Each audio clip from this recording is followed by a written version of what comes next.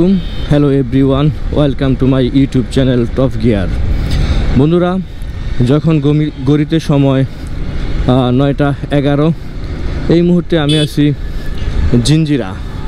আর বন্ধুরা, যে বিষয়টি নিয়ে আজকে আমি কথা বলবো, বেশ কিছুদিন ধরে দেখতেছি ইন্ডিয়ার বাজারে বাজাজ এক চমৎকার একটি বাইক নিয়ে এসেছে, যেটি বিশ্বের প্রথম সিএনজি চালিত বাইক, বাজাজ ফ্রিডম 125।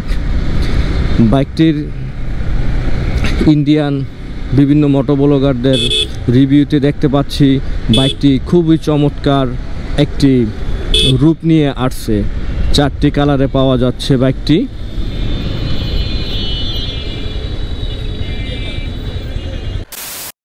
হ্যাঁ বন্ধুরা, আমি চলে আসলাম ঐতিহ্যবাহী সেই চিরচেনা বাবুবাজার ব্রিজে।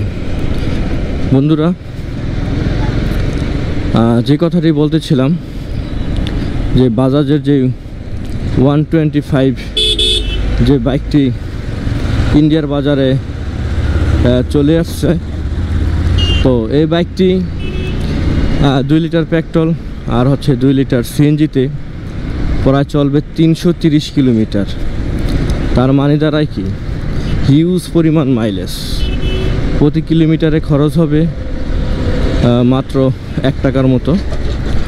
তো এটা যদি বাংলাদেশ বাজারে আসে, সবার আগে এটা আমি কিনবো, কারণ আমি এমটি চালাচ্ছি, প্রিমিয়াম বাইক সবই ঠিক আছে, কিন্তু এটার সিটিতে চালানো পরে আমার অনেক বেশি, যার কারণে মাইলেজটা আমি খুবই কম পাই। বন্ধুরা, আজকে যাচ্ছি নতুন একটি রাস্তা দিয়ে। আপনাদেরকে সবসময় তো একই রাস্তায় নিয়ে যাই, আজকে নিয়ে আসলাম দোলাইখাল রাস্তা দিয়ে। যাক, আমাদের মূল কথায় আমরা ফিরে যাই, কারণ রাস্তায় প্রচুর গাড়ির চাপ আর যানজটের কারণে আসলে মূল কথার থেকে বারবার ছুটে পড়ে যাই।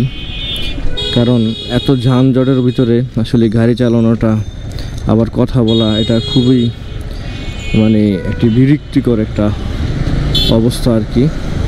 কারণ আমি গাড়ি টান দিব না, আপনার সাথে কথা বলবো, এটাই আর কি মূল বিষয়। তো যেই কথা বলতেছিলাম সেই কথায় আবার ফিরে আসি।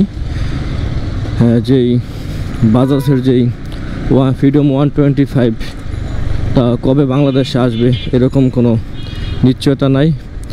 বাজাজের দেখলাম ওনাদের দেশের ইন্ডিয়ার যে মার্কেট আছে, লোকাল মার্কেট, আগে চাহিদা পূরণ করার পরে তাইরা অন্য দেশে রপ্তানি করবে।